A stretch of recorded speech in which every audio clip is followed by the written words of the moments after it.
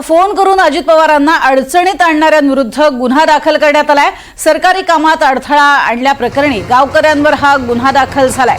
Police सहअधीक्षकांना Ajit Pawar यांची दमदाटी यावेळेला पाहायला मिळालेली होती। फोनवरून ओळखलं नाही असं म्हटल्यानंतर अजित पवारांनी दमदाटी केली होती। पोलीस सहअधीक्षक अंजना कृष्णा यांना खडेबोल सुनावले होते।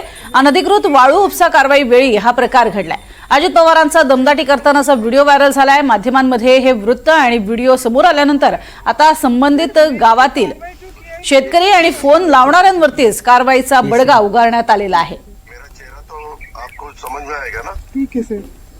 इतना आपको डेयरिंग हुआ है क्या? सर मेरे को कार्रवाई जो किया है मुझे कैसे पता है सर? कौन है?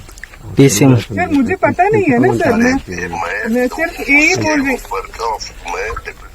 अधिक माहिती घेऊयात या संदर्भातली संकेत कुलकर्णी यांच्याकडनं। संकेत, आता अखेर ज्या पद्धतीनं हा फोन केला गेलेला होता त्या लोकांवरतीच गावकऱ्यांवरतीच आता गुन्हा दाखल झाला असं कळतंय, काय अधिक माहिती? खरं तर अवैध मुरुम उत्खनन प्रकरणी IPS अधिकारी असणाऱ्या अंजना कृष्णा ज्या करमाळ्याच्या DYSP म्हणून सध्या त्यांच्याकडे पोस्टिंग आहे त्या कारवाई करायला गेल्या होत्या। मात्र ही कारवाई सुरू असताना राष्ट्रवादीचे स्थानिक नेते असणाऱ्या बाबा जगताप यांनी थेट अजित पवारांना फोन लावला। त्यावेळेस अजित पवारांनी ही कारवाई थांबवा असे आदेश खरं तर IPS अधिकाऱ्यांना दिले होते। मात्र आपण तुमचा फोनवरचा आवाज मी ओळखत नाही असं ज्यावेळेस त्यांनी सांगितलं त्यावेळेस अजित पवारांनी रागावत थेट व्हिडिओ कॉल लावला आणि व्हिडिओ कॉलवरून त्यांना खडेबोल चालवले आणि ही कारवाई थांबवा असं सांगितलं। यानंतर खरं तर हे सर्व या कॉल्सचे जे रेकॉर्डिंग्स होते या कॉल्सचे व्हिडिओ रेकॉर्डिंग होते ते समाज माध्यमांवर मोठ्या प्रमाणावर व्हायरल झाले। यानंतर आता काल ज्या स्थानिक ग्राम महसूल अधिकारी आहेत यांच्या मार्फत पोलिसांकडे एक फिर्याद देण्यात आलेली आहे।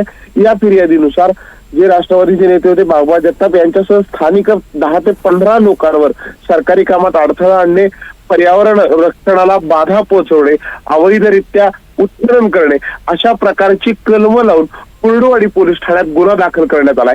त्यामुळे ज्या राष्ट्रवादीच्या कार्यकर्त्यांनी अजित पवारांना फोन लावला त्याच कार्यकर्त्यांमुळे आता खरं तर अजित पवार अडचणीत येताना दिसत आहेत। प्रज्ञा, नक्कीच तुर्तास धन्यवाद संकेत या संपूर्ण माहितीसाठी। तर एका फोनमुळे आणि अर्थातच या गैरप्रकारामुळे कोण कोण येत्या काळात अडचणीत येतं हेही पाहणं महत्त्वाचं ठरणार आहे।